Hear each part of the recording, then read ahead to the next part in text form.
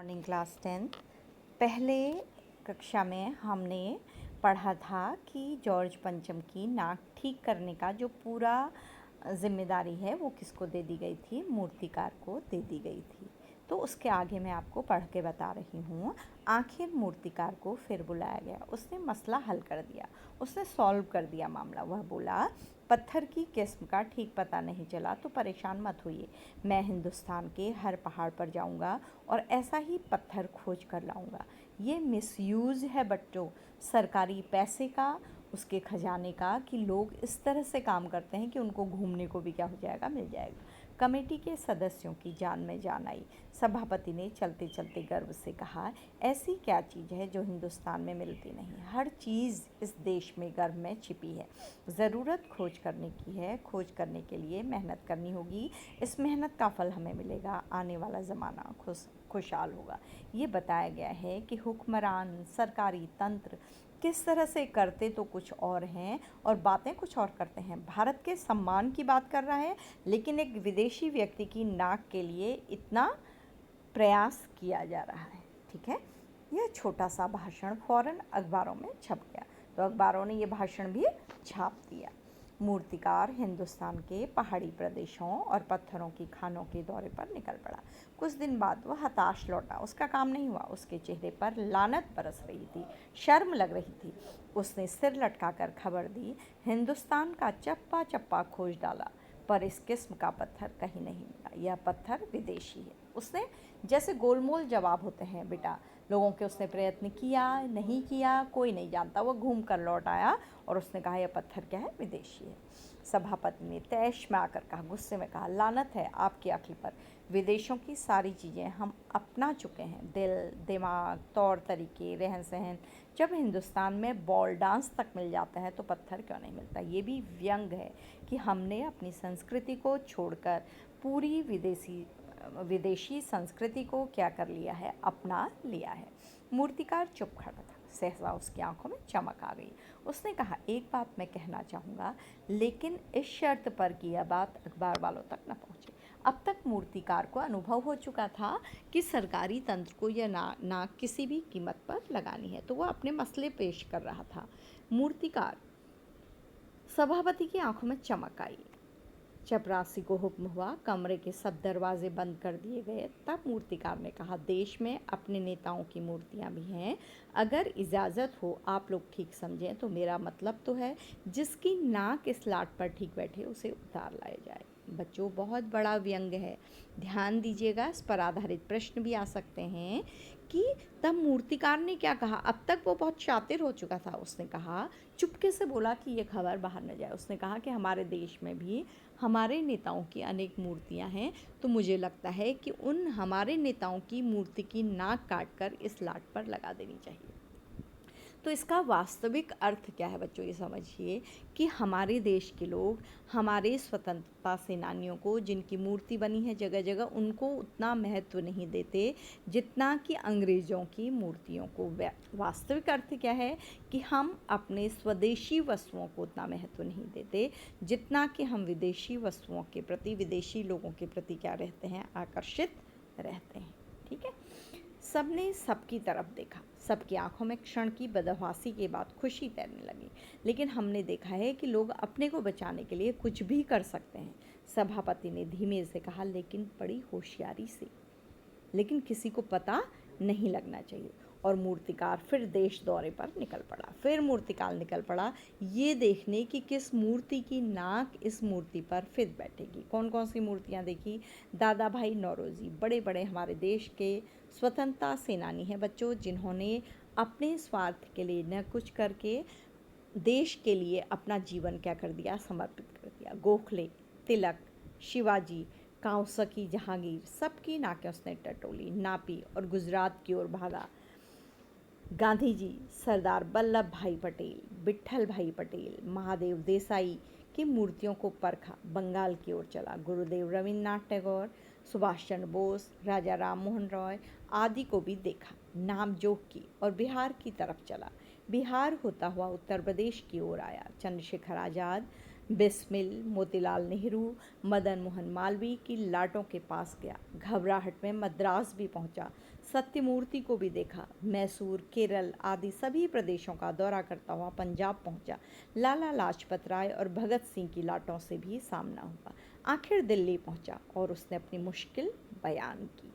पूरे हिंदुस्तान की परिक्रमा कराया, सब मूर्तियां दिखाया, सबकी नाकों का नाप लिया, पर जॉर्ज पंचम की नाक से सब बड़ी निकली। बहुत महत्वपूर्ण पैराग्राफ है बच्चों। उसने हिंदुस्तान में जगह जगह जहाँ भी हमारे देश के स्वतंत्रता सेनानियों की मूर्ति लगी थी, सारे नाम दिए गए हैं, वहाँ दौरा किया और परखा कि किस मूर्ति की नाक काट के जॉर्ज पंचम की नाक में फिट कर दी जाए। तो उसने देखा कि सारी नाक जॉर्ज पंचम की नाक से क्या है, बड़ी है।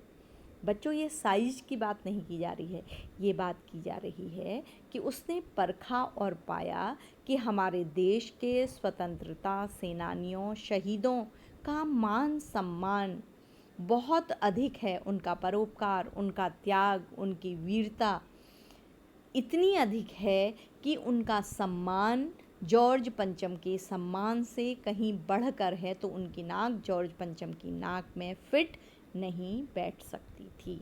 आपको ये प्रश्न यहाँ से पूछा भी जा सकता है कि क्यों ऐसा हुआ कि स्वदेशी नाकें जॉर्ज पंचम की नाक पर फिट नहीं बैठी। क्योंकि हमारे नेताओं का सम्मान उनसे कहीं अधिक बढ़कर है, हमारे नेताओं का त्याग उनसे कहीं अधिक बढ़कर है, जिसे हम समय रहते महत्व नहीं देते हैं। सुनकर सब हताश हो गए, झुंझलाने लगे, अब तो गुस्सा होने लगे। मूर्तिकार ने फिर नई ट्रिक सुझाई। सुना है बिहार सेक्रेटेरिएट के सामने सन 42 में शहीद होने वाले बच्चों की मूर्तियां स्थापित है, शायद बच्चों की नाकें फिट बैठ जाए। तो उसने कहा कि जिन बच्चों ने शहीद हुए थे अंग्रेज़ों से लड़ते हुए, क्या पता उनकी नाक में लग जाए। तो सोचकर वहाँ भी गया और बच्चों की नाकें भी इससे कहीं बड़ी बैठती हैं। उसने फिर निष्कर्ष दिया, बताया कि बच्चों का सम्मान भी इस मूर्ति के सम्मान से कहीं अधिक बढ़कर है। तो उसने कहा, अब मैं क्या करूं? राजधानी में सब तैयारियां थी। जॉर्ज पंचम की लाट को मल मल कर नहलाया गया था, रोगन लगाया गया था, रंग रोगन मतलब रंग किया गया था, सब कुछ हो चुका था, सिर्फ नाक नहीं थी। खूब चमका दिया गया था, लेकिन लेखक की नज़रों में वो मूर्ति फिर भी उसका उतना अधिक सम्मान नहीं था और उसकी नाक क्या थी, कटी हुई थी। ठीक है, बात फिर बड़े हुक्कामों तक पहुंची, बड़े बड़े सरकारी ऑफिसरों तक पहुंची, बड़ी खलबली मची। अगर जॉर्ज पंचम की नाक न लग पाई तो फिर रानी का स्वागत करने का क्या मतलब? सब बेकार हो जाएगा। यह तो अपनी नाक कटाने वाली बात हुई। अगर उस मूर्ति की नाक नहीं लगी तो हम सब की नाक क्या हो जाएगी, कट जाएगी। लेकिन मूर्तिकार पैसे से लाचार था, उसे पैसा चाहिए था। अपनी हार मानने वाला कलाकार नहीं था और बड़ा ज़िद्दी था, अपनी हार नहीं मान रहा था। एक हैरत अंगेज़ ख्याल उसके दिमाग में था, एक बड़ा आश्चर्यचकित करने वाला अंदाज उसके दिमाग में आया, एक आइडिया आया। उसने पहली शर्त दोहराई। पहली शर्त क्या थी बच्चों? कि सब चुप रहें, आवाज़ बाहर तक न जाए। जिस कमरे में कमेटी बैठी हुई थी उसके दरवाजे फिर बंद हुए और मूर्तिकार ने अपनी नई योजना पेश की। नई योजना बताई, चूँकि नाक एकदम लगाना ज़रूरी है, इसलिए मेरी राय है कि 40 करोड़ में से कोई एक जिंदा नाक काट कर लगा दी जाए। अभी तक मूर्तियों की नाक लगाने की बात हो रही थी, अब कलाकार ने क्या सुझाया कि कोई व्यक्ति की, वास्तविक व्यक्ति की नाक काट के इस मूर्ति में क्या कर देना चाहिए, लगा देना चाहिए। यहाँ पर भी बच्चों ये प्रतीकात्मक सिंबॉलिक वाक्य है कि हम अपने जीवित लोगों का सम्मान मूर्तियों के लिए, अपने राजनीतिक महत्व के लिए क्या कर देते हैं, समर्पित कर देते हैं। ठीक है, बात के साथ ही सन्नाटा छा गया। कुछ मिनटों की खामोशी के बाद सभापति ने सबकी तरफ देखा। सबको परेशान देखकर मूर्तिकार कुछ अचकचाया, घबराया मतलब, और धीरे से बोला, आप लोग क्यों घबराते हैं? यह काम मेरे ऊपर छोड़ दीजिए, नाक चुनना मेरा काम है, आपकी सिर्फ इजाज़त चाहिए। तो उसने कहा, आप मत घबराइए, आपको कुछ नहीं करना पड़ेगा, आप इजाज़त दीजिए और मैं कोई भी नाक लाकर लगा दूंगा। कानाफूसी हुई और मूर्तिकार को इजाज़त दी गई। कानों कानों बात हुई और मूर्तिकार को कह दिया गया कि तुम ऐसा कर लो। ठीक है बच्चों, तो अब क्या हुआ बच्चों, थोड़ा सा रह गया है लेसन। अखबारों में सिर्फ कानाफूसी हुई और मूर्तिकार को इजाज़त मिल गई। अब अखबारों में एक खबर छपी थी, छोटी सी, इतनी छपी थी कि क्या हुआ कुछ नहीं था। नाक का मसला हल हो गया है, मतलब नाक की बात सॉल्व हो गई है। और राजपथ पर इंडिया गेट के पास वाली जॉर्ज पंचम की लाट के नाक लग रही है, और ये खबर छपी कि लाट की नाक लगाई जा रही है। नाक लगने से पहले फिर हथियारबंद पहरेदारों की तैनाती हुई कि कोई उस नाक को फिर से काट न ले। मूर्ति के आसपास का तालाब सुखाकर साफ किया गया, जो पानी होता है मूर्ति के आसपास उसको साफ किया गया। उसकी रवाब निकाली गई, उसमें जो गंदगी थी, कीचड़ थी, जमी हुई काई थी, वो निकाली गई। ताज़ा पानी डाला गया ताकि जो ज़िंदा नाक लगाई जाने वाली थी वह सूख नहीं पाए, ताकि मॉइस्चर रहे आसपास पानी का और नाक सूखने न पाए, क्योंकि वो स्किन की नाक थी और अगर सूख जाती तो रानी को पता लग जाता। इस बात की खबर जनता को नहीं थी। जनता को ये पता ही नहीं था कि सरकारी लोग क्या क्या घपलेबाजी करके, क्या क्या बेईमानी करके अपने काम करते हैं। इससे ये भी बताया गया है बच्चों कि सरकारी तंत्र क्या क्या बेईमानी करता है, वास्तविक जनता यह समझ ही नहीं पाता है। यह सब तैयारियां भीतर भीतर चल रही थी। रानी के आने का दिन नज़दीक आता जा रहा था। मूर्तिकार खुद अपने बताए हल से परेशान था। मूर्तिकार परेशान था कि वो किसकी नाक लगाएगा, क्योंकि ये काम आसान नहीं था। जिंदा नाक लाने के लिए उसने कमेटी वालों से कुछ और मदद मांगी, तो उसने कुछ और मदद मांगी जिसका बताया नहीं गया है कि क्या मांगी। वह उसे दे दी गई, मदद दे दी गई, लेकिन इस हिदायत के साथ कि खास दिन हर हालत में नाक लग जानी चाहिए। तो उससे ये आश्वासन मांगा गया कि जिस दिन रानी एलिजाबेथ आ रही हैं उस दिन ये नाक लग जानी चाहिए। तो बच्चों, जिंदा नाक थी तो पहले भी नहीं लगा सकते थे, और वह दिन आ गया। रानी के आने के दिन आ गया। जॉर्ज पंचम के नाक लग गई। सब अखबारों ने खबरें छापी कि जॉर्ज पंचम के जिंदा नाक लगाई गई है, यानी ऐसी नाक जो कतई पत्थर की नहीं लगती। तो सारे अखबारों ने, उनको पता ही नहीं था कुछ भी, उन्होंने कहा कि जॉर्ज पंचम की ऐसी नाक लगी है कि वो वास्तविक लगती है, पत्थर की लगती ही नहीं है। जबकि वो बच्चों की ऐसी नाक थी, वास्तविक पत्थर की थी ही नहीं, वास्तविक जिंदा नाक थी। तो यहाँ पर एक व्यंग निहित है। ये बताया गया है कि सरकार में जो जो काम होते हैं वो वास्तविक जनता तक कभी पहुँच नहीं पाते। जो जनता के सामने तक तथ्य आते हैं वो सच्चे नहीं होते हैं। जनता कभी भी सरकारी तंत्र के कामों के बारे में कुछ भी जान नहीं पाती है। लेकिन उस दिन के अखबारों में एक बात गौर करने की थी, उस दिन देश में कहीं भी किसी उद्घाटन की खबर नहीं थी। मतलब उस दिन के अखबार भी थोड़ा खामोश थे। किसी ने कोई फीता नहीं काटा, क्योंकि सबके मन में घबराहट थी, नेताओं के मन में, सरकारी तंत्र के मन में। तो अखबारों को भी कौन आमंत्रित करता है? सरकारी तंत्र। तो सब घबराए थे कि कहीं ये बात जाहिर न हो जाए, लोगों पर पता न लग जाए। कोई सार्वजनिक सभा नहीं हुई, कोई ऐसे सभा नहीं हुई, कोई मीटिंग नहीं बुलाई गई, कहीं भी किसी का अभिनंदन नहीं हुआ, कोई स्वागत का समाचार भी नहीं छापा गया, कोई मानपत्र भेंट करने की नौबत भी नहीं आई, किसी को कोई मानपत्र, सम्मान के लिए पत्र भी नहीं दिया गया, किसी हवाई अड्डे या स्टेशन पर स्वागत समारोह नहीं हुआ था, किसी का ताज़ा चित्र नहीं छपा था। पहले इतने समाचार पत्रों में इतनी फ़ोटोएं छप रही थी, इतनी तस्वीरें छप रही थी, लेकिन आज सब तरफ खामोशी थी, क्योंकि सरकारी तंत्र अपने ही कामों से क्या था, डरा हुआ था, सहमा हुआ था। सब अखबार खाली थे। पता नहीं ऐसा क्यों हुआ। लेखक ने क्वेश्चन किया है कि आज सब लोग अचानक खामोश कैसे हो गए था, क्या कोई रहस्य था इसके पीछे? पता है ना आपको क्या रहस्य था?